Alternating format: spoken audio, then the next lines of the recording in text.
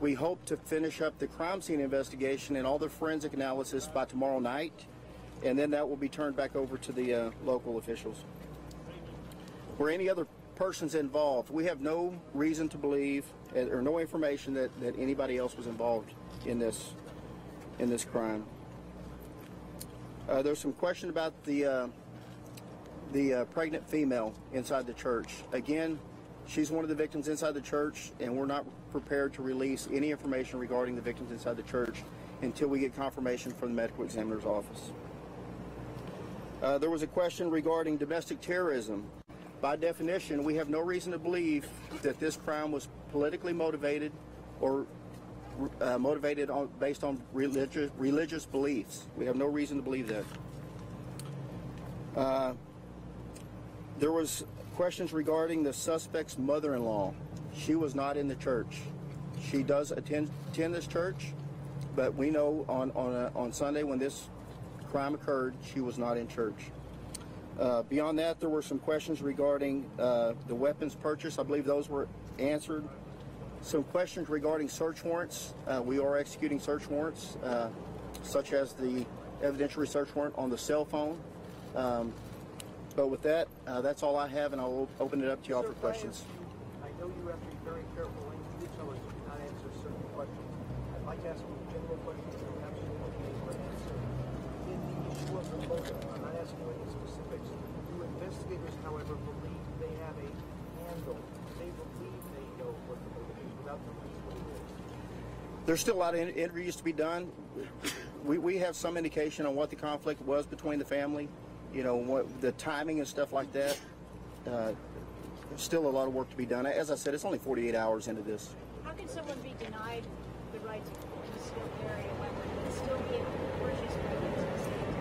That's we have databases that we check. TCIC, NCIC. I understand that it's law, but can you explain to me the rationale between being able to? I can't. I can tell you. I can tell you what is required, and there was nothing in our databases that precluded him from purchasing a firearm. So what is the question about the ex-wife? What time? If you reconstruct it, what time did the first shot happen? How long did the incident last? How many shots? I don't have that at this time. I can tell you when the first call came in, the Wilson County Sheriff's Office arrived within four minutes. I can tell you 4 minutes is a long time during an active shooter situation. What time was that? What is the status of 911 tape? That'll be up to the Sheriff's Office and their 911 system. Sir, what is the status of the ex-wife and child? I'm sorry? What is the status of his ex-wife, Kelly's ex-wife, and his stepchild? I don't have that information. Are they okay? Yes. Sir, the president has said that hundreds of more people would have been at risk had the citizen shooter not been there. First of all, is that your assessment that there would have been hundreds more that could have been killed? And secondly, that more extreme vetting would have prevented the citizen shooter from getting a weapon? I don't know about the vetting, but we can only speculate. We don't know what he was thinking, what was in his mind, and what his future plans were. But, you know, this is a situation where I wouldn't be willing to take that risk. And, you know, in my opinion, I said the other day that Mr. Williford, I believe he's a hero. I've seen no media since this started, but somebody sent me a clip of an interview that he did with the media, and how can you not love that guy? You know, that guy did what he knew needed to be done. And but as far as his future plans and what he had planned for the rest of the day, and if there would have been more deaths, you know, it's all speculation. Would better vetting not have prevented the gunman from getting his weapons? I don't know. We heard the shooter was here last Tuesday for the fall festival here. Did he have any confrontations with any of the people here? I don't have that information. So. Is that right? Confirm how many people were in the church at the time that everyone was injured or killed? I'm sorry? Was the entire congregation either injured or killed during the shooting? No, we believe the congregation at this church is roughly just over 50. You know, we know how many were deceased and how many were shot. There were very few that were here that were uninjured. Did the shooter use a bump stock? I don't have that information. How people used it? I would refer that to ATF. Did the gunman, sir? A couple things. Did he use a bump stock? 2 things. 15 clips, 30 rounds in a clip. It's possible that he shot 450 rounds every round. So did he shoot the bump? First part of that is the number of rounds. As part of the investigation, we will not release that. There's no evidence of a bump stock being used. So is it possible he fired 450 rounds? Again, part of the investigation that is not going to get released publicly. Last night, someone said all the magazines were empty by the end of it. It's 15 times 30 is 450 shots. So were they all empty? I'm assuming that they were all full. What was talked about yesterday is that the magazines at the scene were empty. So I don't believe there was a number put out. That doesn't imply that all 450 rounds were fired. We're just not going to put that information out as part of the investigation. We received reports that he was shooting from a rooftop position initially. Can somebody comment on that?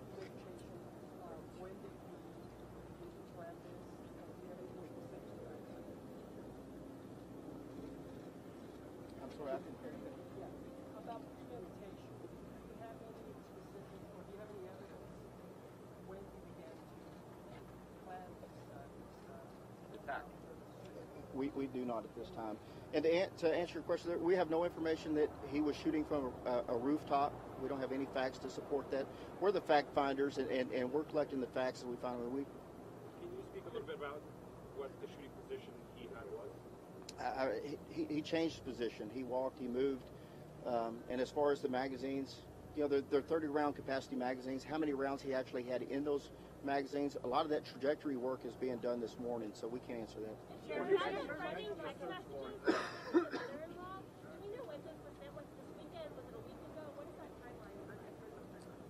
timeline? Again, we will know more when we're able to exploit his phone. Was he threatening anybody else in this? Are you executing a search warrant on his phone, his vehicle, and what else? I can't. A lot of the vehicle's already been processed and secured. As far as his home, I believe those have already been conducted. Whether they were consensual searches or search warrants, I can't answer to that. When it Did comes the to the vehicle belong phone, to him, or did he steal the vehicle? Done. Has there been any indication that the shooter made a target threat towards this church or gun violence threats towards the other? Again, that gets into the investigation, and we know that there was conflict. He was upset with the mother-in-law, but beyond that, I can't comment. when it comes to the phone, are you asking for tech companies to help you open it? I know that you investigate, people give tips or anything like that. Was he ever at any time on the radar for the FBI? So I can tell you that he is not in any FBI database. We have not had any investigations on him previous to this event. As far as the telephone, I know in San Bernardino you ended up having a super sleuth aid you in unlocking that phone. Are you soliciting other super sleuths that might want to help the FBI unlock this phone? So I can tell you at this time we're still working on it. We have partners that we work with on these things. I think it goes to complexity and how hard the problem is and how long it's going to take. But we will get into that phone. Sir, everyone knows that an iPhone is one of the phones that is told tonight in this regard. Is it an iPhone? I will not describe the type of phone because, again, I don't want to encourage bad people to buy it. I'm not going to talk about what kind of phone it is. You and I talked about soft targets and your concern about soft targets. The sheriff in Williamson County is making a seminar available for churches to talk about security. Are we at that point? So I've done a lot on active shooters through the years. You know, you look at the numbers are on the rise. I think everybody, no matter where you are, needs to think about this. If you're in a school, if you're in a college, if you go to the movies, we should all be thinking about what are we going to do if a crisis breaks out right here. There are a lot of programs out there. The FBI supports programs. We teach law enforcement. There's private community programs out there. But I think we all have to think very hard about this and make sure that we're prepared. Just like schools do fire drills, because we used to kill a lot of children in fires back in the early 1900s. I think we all have to take active shooters very seriously and do everything we can to prepare and prevent for that. Hey, this is a local question how for the he was DA. denied a license to carry and still able to purchase a gun in the state of Texas. That's not my discipline, I'm This is sorry. a local question for the DA. Yes. Hey, we have a San Antonio funeral home that is offered to assist with the funeral services. Does that mean, if it means that they'll cover the cost, what does that mean for the $6,500 per victim promised by the Crime Victims Compensation Fund? Would that be added on to something like that? We're working in partnership with all of the local funeral homes to ensure that our victims are not out of pocket and are not burdened by the cost of the funerals. So if it goes above So that is our hope, is that the funeral homes will work with the victims to make sure that it does not go above that cost. I can't promise that to them at this point, but we are working in partnership with the funeral homes. They're aware of the situation, and they don't want to re-victimize our victims as well. So, is there any funding available for the victims, for the ones that survived but got shot in the process? Any funding available? that same crime victims compensation is also available for the victims who are suffering injuries that have medical expenses and things like that. And so they will work with the Attorney General's office, our office, FBI, DPS to ensure that they go through the process to have that compensated as well. Any idea when the funeral will begin? I'm sorry? Does the deceased count include the unborn child, or is it? It does. Any idea when the funerals will begin? Any idea? Yes. Any idea when the funerals will begin? When the funerals will begin, that I do not know. Director, are you able to answer that question? How many unborn children? Yes. Just one. And the 26? Yes. So of the 26, one is an unborn child? Yes. Agent Combs, the Air Force has said it didn't forward the information from the shooters. Has this happened before? Is this a problem from the military, Air Force, or have you had this issue come up from other agencies not providing the critical information you guys need for this? Unfortunately, this has happened in the past from a number of agencies. Nothing is perfect. I would refer you to a press release that our headquarters put out from our CGIS division that handles the NICS checks, and it gives you some particular percentages and how the problem is being addressed. It was said last night that this was bigger than the domestic dispute, that if you had an issue with his mother-in-law, that it wouldn't have come here and killed so many people. Is there any indication that it's tied to his beliefs in atheism, his anti-God rants, or posting online? Not that I'm aware of.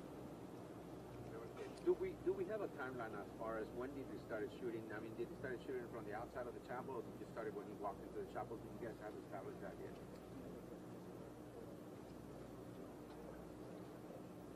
Don't have an exact time. He arrived.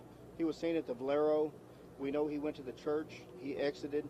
He fired into the front of the church. He moved to the side of the church, continued to fire. Then he entered the church and continued to fire.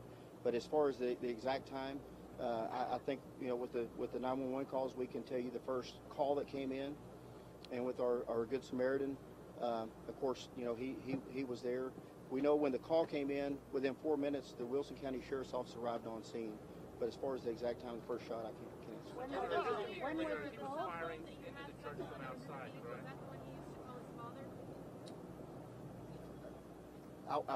I believe so, yes. One last question. How many victims still in critical condition? We have 10 that remain in critical condition. Ladies and gentlemen, thank you for coming out this afternoon. We will keep you updated through the DPS Twitter as well as through our email, please. Thank you.